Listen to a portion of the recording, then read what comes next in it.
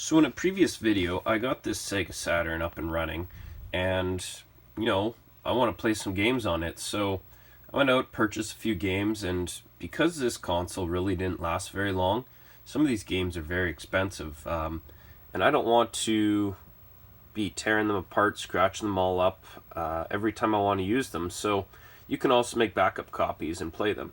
The Sega CD works perfectly with backup copies of discs, same with the Dreamcast. The Saturn, not so much. So every time I want to play a backup copy of something, the process involves this.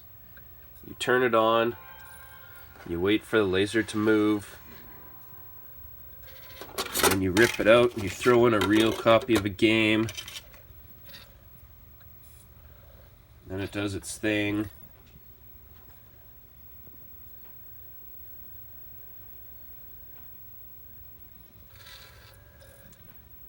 And that shows up, then you restart it, then it slows down, then you wait for it to speed up again.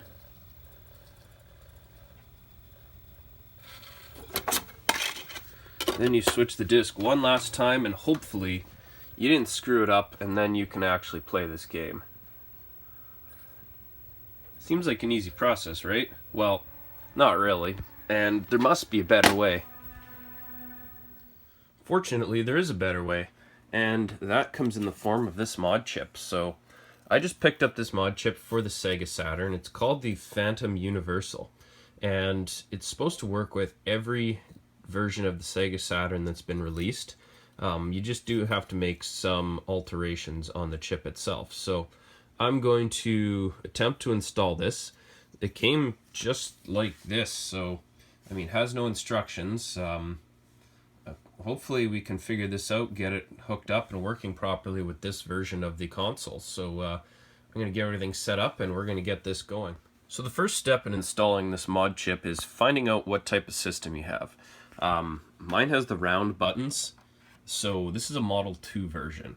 Furthermore, it's actually a JVC version. JVC was the manufacturer of the laser, which is indicated right there.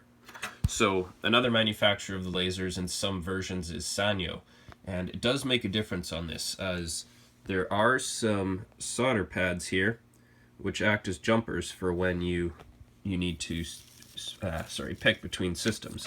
And that's right here up in the corner. So what you have to do, if you have a JVC system, you have to bridge these two solder pads just with some solder, and you just use your soldering iron. You put solder on both pads, and then you just bridge them together, drag the solder over from one to the other, and there we go. Being careful not to get it on that Sanyo pad. So that step is complete. Time to move on to the next one. Now, you might notice that there are 4 pads here, and there are 4 connectors, and they're labeled, where's the labels here? MB21, CD21, MB20, and CD20. Reason for that is different versions of the board have different size pin connectors. This one has a 20 pin connector. Some older ones have a 21 pin connector, so you would use the appropriate one. MB will face the motherboard, CD will face the CD drive, obviously. Now the next step is going to be to apply some power to this chip. And you do so by running a wire to one of these 2 pads that's marked 5 volts down here. Now the package didn't come with any wires, so I just have to use a piece of spare Ethernet wire. Now what you'll have to do is put some solder on this pad. Just simply heat up solder, drop it in place, and it should just sit nicely like that. You don't have to do both, but you can get solder on both just in case you decide you'd rather use that pad than this one, but you only supply power to the one of them, so we're only going to run one wire. Once it's connected, we're going to hook up a wire to it. So again, you take your wire. In this case, I'm just using some old Ethernet cable, and I've stripped the wire out of it, and we're just going to heat up that solder again and embed the wire right into it, just like that. Once that cools, it's not going anywhere. You can pick up the whole board by that now. So now what we do is we have to unplug the ribbon connector from the motherboard. So in doing so, make note of which direction the pins are facing. So the pins are on the left side from where we're looking, or the pins are towards all the main components of the motherboard. So we're just going to kind of pull that off to the side a little bit. Reason we have to make note of that is these replacement connectors have to go back in to the same side. So we're going to get our 21 pin connector. It should be the same size as this. Yep. Make sure that you use the proper one. If you use the 20 pin connector, it's not the appropriate width and you're not going to get the proper connection. So now that that's done, I've laid some electrical tape down here on this shielding. And the purpose for that is just so that if any of the metal contacts from the chip or anything touch that shielding, it's not going to short out and cause problems. So the next step now is going to be to attach the 21 pin cable or connector to the chip. So make sure that you're using the proper one. The thickness should match the original cable that you have in there. The 20 pin connector, you should just put it out of the way so that you're not mixing it up. Now what we got to do is get the connector in. So you find the label that says MB21 and there's this little plastic lock that slides out. So push it out and you get the cable with the pins facing up and slide it right into that locking mechanism. I don't know if this, yeah, and then you lock this plastic back into place so that holds it nice and tight. Now you're going to do the same thing but with the connector that's already in place on the system. So once again, it's got to be pins facing up. You slide the connector into there and you lock it into place. So before you actually hook up the other side, I made a little mistake. You have to connect this back into the motherboard.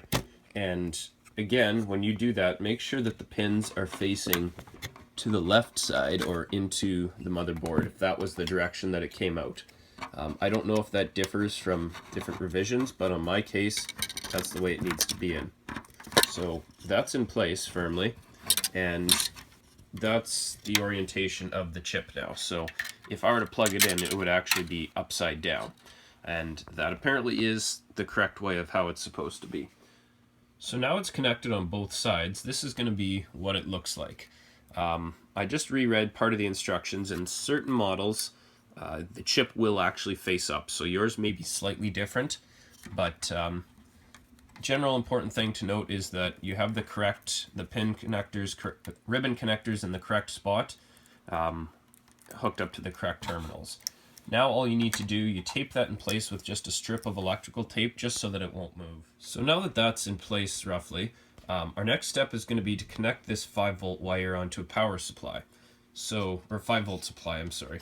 One location you can go with is the power supply itself, and that's always the second pin in from the top. I don't really like the idea of doing that because if I ever need to disassemble that, I have to desolder this in order to take the power supply off. Plus, I run the risk of potentially soldering this connection together, which just makes it more difficult to remove. So I'm going to actually solder it to the underside of the CD drive. And this is a good way to go about doing it. It's alright. The location that you want to be soldering to is this pin right here. So, and that's on my version of the JVC drive, but I believe it's the same in all locations. So there's this big hole, and there's the notch cut out on that hole here, and the first solder blob right there is what I'm going to hook it up to. So I'm just going to heat up my soldering iron. I'm going to tack that into place, and I'll show you with a finished product. Okay, so I've soldered it into place, and what I've just used is a little bit of electrical tape to tape the remainder of the wire to the board itself. Last thing I want to do is move something around and put stress on that solder connection and break it. So now all you do, you lay the drive back on the post itself and plug in the power connector. Now our installation should be finished, so we're going to go test it out and see if that works. Okay, so before I reassemble it all, we're going to test this with a burnt copy of Guardian Heroes. So what you want to do is, before you test this, make sure that your copy works. So you may need to do a disk swap trick on another system, but make sure that that burn is actually good. I've already burnt a couple that are no good. They just don't work. So whether it's a bad image or a bad burn, I'm not too sure. Secondly, you will have to hold down this right here, and this is what tells the system that the disk tray is shut. Alternatively, you can just tape it so that it will permanently think the tray is shut. I haven't on this model, but so we're going to hit power, shut the tray, and it should start spinning. So we have the Sega Saturn logo, and we're booting into a game.